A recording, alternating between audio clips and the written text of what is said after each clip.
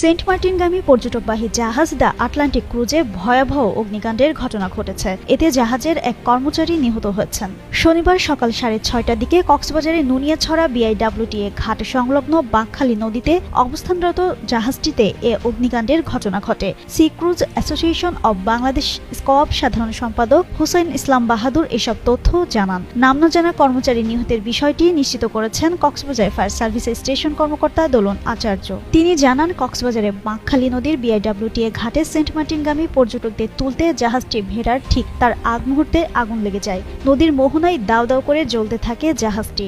এ সময় আগুনে জাহাজের এক কর্মচারীর মৃত্যু হয়, আর ট্রলার ও স্পিড বোটে করে স্থানীয়রা উদ্ধার করে জাহাজের ক্রু সহ 15 জনকে।